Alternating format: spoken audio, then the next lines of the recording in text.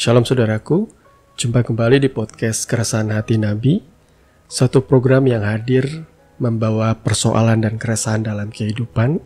Dan di episode kali ini kita akan melanjutkan pembahasan kita di pekan yang lalu, yakni mengenai pendeta dan perzinahan, bagian yang kedua. Kalau kemarin kita membahas mengenai kasus pelecehan seksual, pemerkosaan, dan begitu banyak kejadian seksual abusement yang dilakukan oleh tokoh, pastor atau pendeta.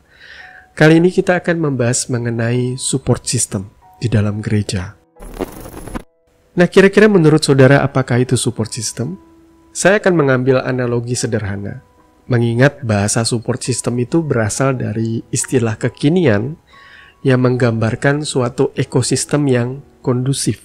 Misalnya kita di kantor atau di tempat kita bekerja, kita memiliki support system yang mendukung produktivitas kita, sehingga kita menghasilkan pekerjaan yang lebih efisien dan maksimal. Yakni orang-orang di sekitar kita, rekan-rekan kerja kita yang memberikan kita spirit, semangat, masukan, bahkan koreksi yang baik. Itu bisa menjadi suatu support system yang baik, ekosistem yang baik untuk pertumbuhan dan perkembangan kita. Nah, bagaimana kaitannya support system di dalam gereja dalam kasus hubungan antara pendeta dan perzinahan? Berdasarkan analogi tadi, kita bisa menggambarkan bahwa support system itu berarti ialah dukungan dari jemaat, aktivis, dan juga pengerja. Apakah support system gereja itu sudah berfungsi dengan benar dan tepat? Karena dari faktanya kita akan menemukan suatu kebenaran yang sangat memilukan, sangat menyedihkan, saudaraku, bahwa ternyata gereja tidak memberikan support yang baik. Baik jemaat, pengerja, dan segenap aktivis malah justru membela sang pastor predator ini. Saudara jangan mengira saya mencari-cari kesalahan pastor. Kita akan berbicara berdasarkan data dan fakta, berdasarkan berita yang betul-betul akurat. Dari kisah pastor predator yang sebelumnya diceritakan bahwa ada seorang pendeta yang melakukan pelecehan seksual terhadap seorang anak di bawah umur sampai ia dewasa. Pada waktu itu, tahukah saudara, di saat pendeta itu sudah ketahuan dan korban ini berani speak up, yang terjadi kemudian ialah korban ini diintimidasi oleh jemaat-jemaat yang setia atau loyal terhadap pendetanya. Nah, sekarang saya akan memberikan sebuah data yang baru. Tidak bermaksud untuk membongkar aib seorang hamba Tuhan, tetapi biarlah ini menjadi renungan dan pembelajaran bagi kita semua. Tepat setahun yang lalu, di tahun 2021, saya mendapatkan kabar bahwa ada seorang pendeta senior di kota kami yang dilaporkan atas kasus pelecehan seksual, pemerkosaan, dan tindak kekerasan. Pendeta ini adalah seorang senior pastor, seorang pendiri sebuah gereja. Dia punya jemaat yang banyak, bahkan ia pernah menduduki suatu jabatan yang strategis dalam majelis gereja, yakni sebagai seorang badan pengurus daerah. Bisa dikatakan jabatan ini hanya bisa diberikan kepada seorang pendeta yang betul-betul kompeten dan punya masa jabatan yang panjang. Pendeta yang dihormati, disegani. Dan tidak hanya sampai di situ, saudaraku.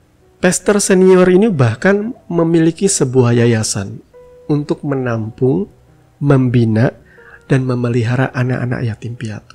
Kalau kita tidak mengenal dengan baik pendeta ini, semua orang pasti akan berkata, "Oh, luar biasa, dia orang yang baik. Dia sungguh melakukan apa yang menjadi perintah Tuhan. Dia menyatakan kasih bagi dunia. Dia seorang yang sangat baik." Sampai satu ketika, ada korban-korban yang berani speak up bahwa mereka mengalami pelecehan seksual oleh pendeta senior ini. Ini bukan berita yang saya buat-buat, karena ini memang sudah masuk di dalam media massa di kota kami. Dan pendeta ini memang betul-betul ditangkap dan diadili pada akhirnya. Dinyatakan terbukti bersalah. Nah, dalam hal ini saya ingin memberikan pandangan kepada saudara. Di manakah posisi support system gereja pada waktu itu? Apakah berpihak kepada korban ataukah berpihak kepada senior pastor?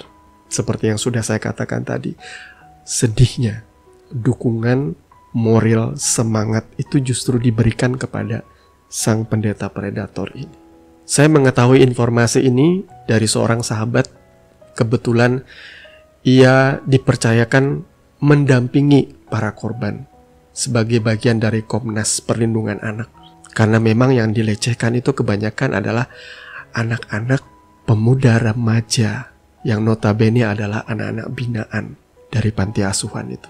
Saudara bisa membayangkan orang yang tidak punya ayah dan ibu, yang sudah tidak diperlakukan adil oleh dunia ini, yang ditolak, bahkan yang mungkin dibuang, yang dianggap tidak berarti, tidak berguna, yang dikasih oleh Tuhan ini, tega-teganya diperlakukan dengan sangat-sangat biadab seperti ini.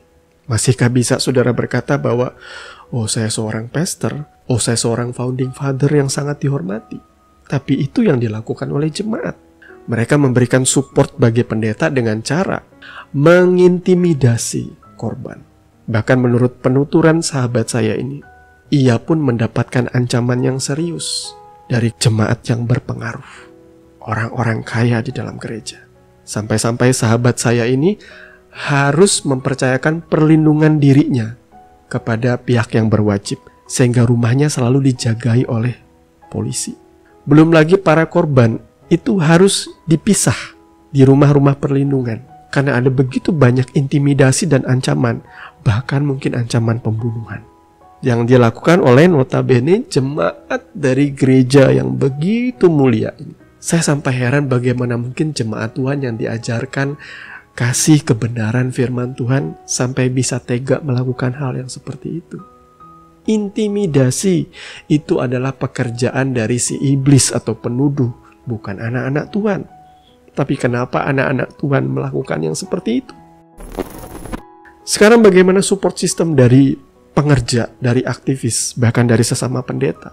Lagi-lagi saya mendengarkan dari penuturan sahabat saya ini bahwa ada beberapa rekan-rekan pendeta yang sangat hormat kepada pastor predator ini, sampai menghubungi sahabat saya ini dan berkata, tolong supaya korban mencabut saja laporannya.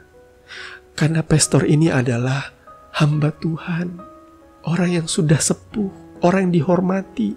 Tolong agar kalian boleh takut akan Tuhan. Biar Tuhan yang menghukum dia, biar Tuhan yang menegur dia. Nah, kira-kira bagaimana tanggapan saudara atas kasus ini? Seandainya saudara menjadi sesama pengerja, sesama pendeta, atau saudara adalah jemaat dari gereja ini, apa sikap saudara? Saudara boleh tulis di kolom komentar pendapat saudara terhadap kasus ini. Kalau saya pribadi ditanya bagaimana sikap saya, tentu kalau saya belajar kebenaran firman Tuhan, saya akan berpihak kepada korban. Saya akan menyetujui semua proses hukum yang sedang berjalan. Saya akan mendukung korban untuk membuktikan kebenaran ini, bahwa mereka sudah mengalami pelecehan seksual yang begitu rupa. Dari pengakuan anak-anak yang mengalami pelecehan seksual itu, tidak sedikit mereka yang dipaksa untuk berhubungan intim. Setelah selesai mereka disuruh ibadah yud. Saudara bayangkan, yang nyuruh ini pendeta atau siapa? Masih layakkah ia disebut sebagai seorang pastor, sebagai seorang teladan? Ataukah ia tidak menyadari kejatuhan yang sedemikian luar biasa hebat ini? Jemaat, bagaimana mungkin saudara masih bisa mendukung pendeta yang seperti ini?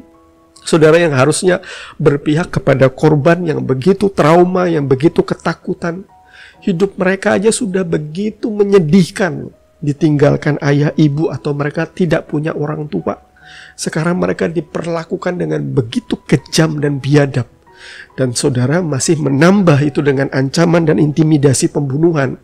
Saudara lebih kejam daripada iblis. Di mana kasihmu terhadap sesama? Di mana kasihmu terhadap Tuhan? Dan jangan pernah mengira Tuhan itu buta. Tuhan melihat sampai ke dalam hatimu. Betapa jahat dan betapa dalamnya saudara sudah jatuh. Bertobat, berbalik kembali kepada Tuhan. Bahkan di saat pastor itu sudah dihukum, anak-anak ini harus tetap menjalani kehidupan mereka yang menyedihkan. Saya melihat di dalam Alkitab keberpihakan Tuhan yang luar biasa terhadap anak yatim piatu. Bagaimana Tuhan menyuruh untuk gereja, untuk hamba-hamba Tuhan, untuk orang-orang Lewi, untuk para imam memperhatikan kehidupan mereka dengan memberikan perintah-perintah di dalam perjanjian lama.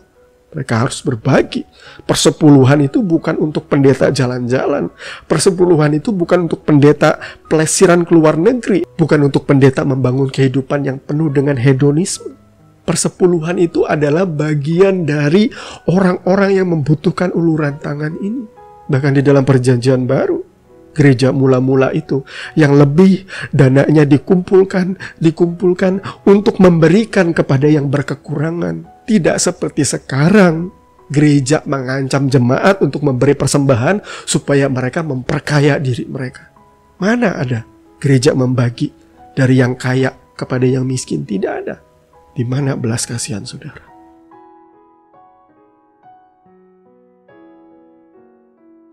Nah, saudara yang dikasihi Tuhan, dari apa yang sudah saya sampaikan tadi, apa yang saudara bisa tangkap? Saya percaya di dalamnya ada begitu banyak teguran-teguran yang tujuannya agar saudara boleh berbalik kepada Tuhan. Nah, saudaraku, di pekan yang akan datang kita akan kembali membahas mengenai pendeta dan perzinahan. Masih adakah pintu pertobatan bagi pendeta predator ini? Sampai ketemu di next episode dari podcast Keresahan Hati Nabi. Tuhan Yesus memberkati saudara sekalian. Shalom.